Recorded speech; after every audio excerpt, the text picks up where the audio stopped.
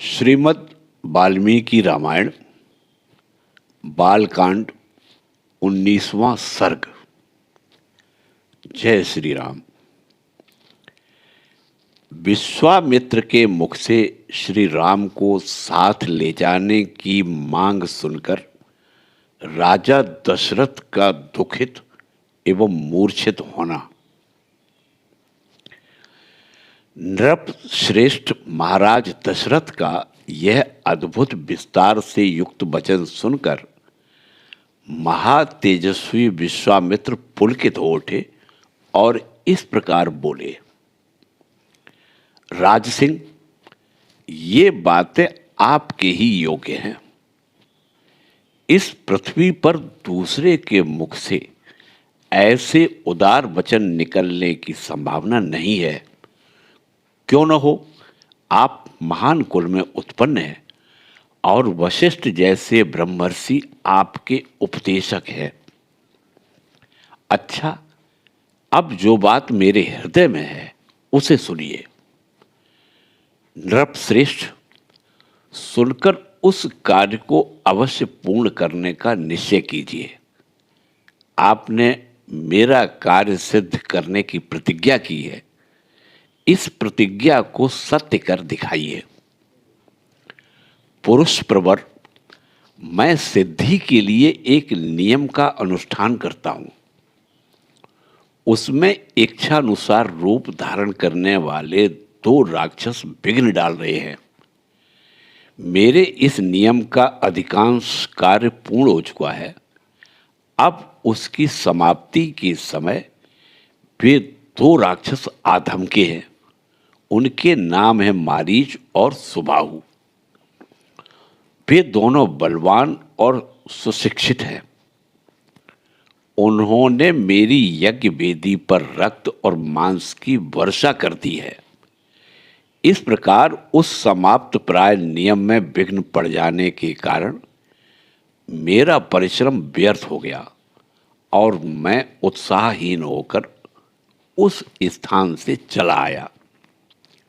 पृथ्वीनाथ, उनके ऊपर अपने क्रोध का प्रयोग करूं, उन्हें शाप दे दूं, ऐसा विचार मेरे मन में नहीं आता है, क्योंकि यह नियम ही ऐसा है जिसको आरंभ कर देने पर किसी को शाप नहीं दिया जाता।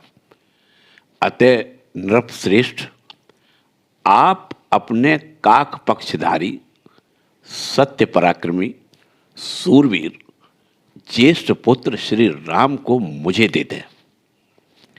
ये मुझसे सुरक्षित रहकर अपने दिव्य तेज से उन विघ्नकारी राक्षसों का नाश करने में समर्थ हैं। मैं इन्हें अनेक प्रकार का श्रेय प्रदान करूंगा, इसमें संशय नहीं है।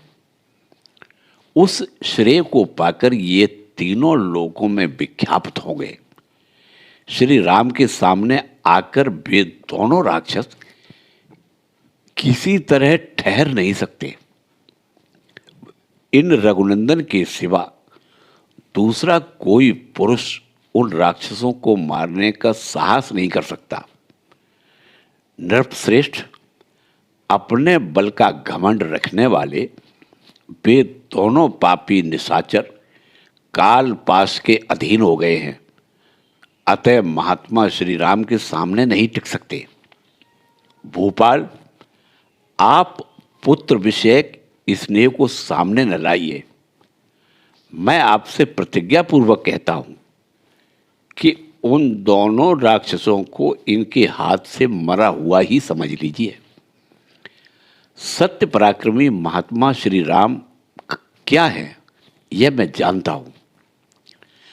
महातेजस्वी वशिष्ठ जी तथा ये अन्य तपस्वी भी जानते हैं। राजेंद्र, यदि आप इस भूमंडल में धर्म लाभ और उत्तम यश को स्थिर रखना चाहते हो तो श्री राम को मुझे दे दीजिए। काकुस्थ नंदन, यदि वशिष्ठ आदि आपके सभी मंत्री आपको अनुमति दें तो आप श्री राम को मेरे साथ विदा कर दीजिए। मुझे राम को ले जाना अभीष्ट है, ये भी बड़े होने के कारण सब आसक्ति से रहित हो गए हैं। अतः आप यज्ञ के अवशिष्ट 10 दिनों के लिए अपने पुत्र कमल नयन श्री राम को मुझे दे दीजिए।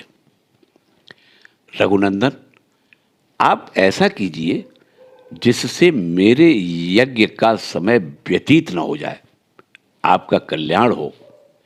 आप अपने मन को शोक और चिंता में न डालिए। यह धर्म और अर्थ से युक्त वचन सुनकर धर्मात्मा, महातेजस्वी, परम बुद्धिमान विश्वामित्र जी चुप हो गए। विश्वामित्र का यह शुभ वचन सुनकर महाराज दशरथ को पुत्र वियोग की आकांक्षा से महान दुख हुआ। वे उससे पीड़ित हो सहसा कांप उठे और बेहोश हो गए। थोड़ी देर बाद जब उन्हें होश हुआ तब वे भयभीत हो विषाद करने लगे। विश्वामित्र मुनि का वचन सुन राजा के हृदय और मन को विदीर्ण करने वाला था। उसे सुनकर उनके मन में बड़ी व्यथा हुई। वे महामनस्वी महाराज अपने आसन से विचलित हो मूर्छित हो गए। इस प्रकार श्री वाल्मीकि निर्मित आर्ष रामायण आदि काव्य के बालकांड में 19वां सर्ग पूरा हुआ। जय श्री राम।